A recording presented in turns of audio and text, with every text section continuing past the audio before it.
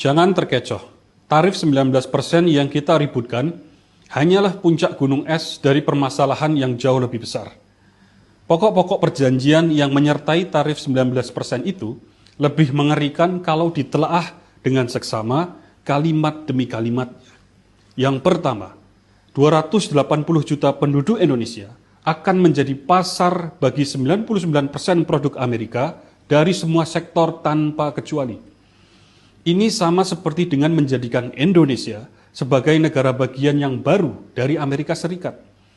Kedua, tidak perlu ada lagi sertifikasi, inspeksi, standarisasi, requirement, atau izin untuk semua produk dari Amerika Serikat, mulai dari alat industri, kendaraan, obat, makanan, kosmetik, produk pertanian, produk digital, dan semuanya.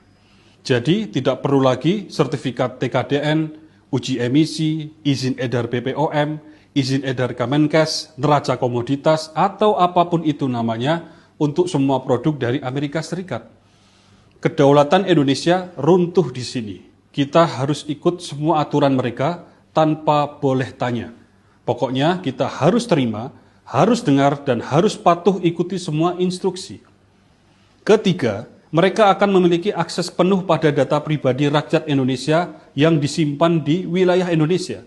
Jadi pemerintah Amerika Serikat akan dapat melihat, membaca, dan mendengar seluruh aktivitas pribadi yang dilakukan rakyat Indonesia di berbagai platform digital, mulai dari percakapan yang kita kirim, makanan yang kita pesan, obat yang kita beli, hingga berbagai data penting yang sangat privat sekalipun, selama itu kita lakukan melalui platform digital, mereka punya akses untuk mengawasi. Kita seperti hidup sebagai tahanan yang dimonitor 24 jam 7 hari, kemana-mana akan dibuntuti, dari bangun tidur hingga tidur lagi, miris, sangat miris, ini semua akan diizinkan oleh pemerintah Indonesia.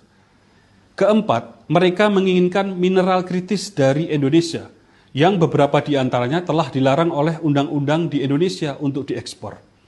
Telah lengkaplah kriteria penjajah dipenuhi oleh pemerintah Amerika Serikat. Mereka menginginkan apa yang terkandung di dalam tanah Ibu Pertiwi. Tahukah kita, mereka telah mengabarkan ke seantero Amerika Serikat melalui situs whitehouse.gov bahwa kesepakatan dengan Indonesia adalah sebuah kesepakatan bersejarah yang membawa kemenangan bagi mereka.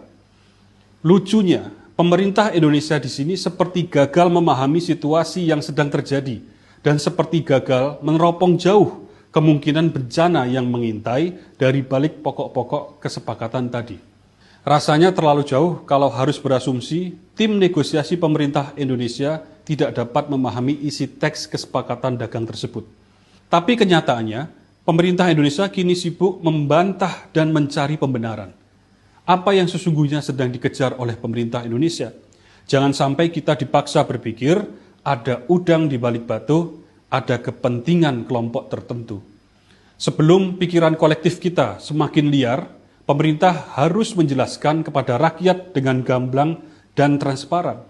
Pemerintah harus menyerap berbagai masukan yang preventif, konstruktif, dari berbagai perspektif, demi menjaga kedaulatan bangsa yang menjadi harga mati. Dan jika kita kemudian menemukan bahwa kesepakatan ini memang membawa bencana bagi bangsa dan mengancam kemerdekaan kita, maka pemerintah harus segera membatalkan kesepakatan tersebut.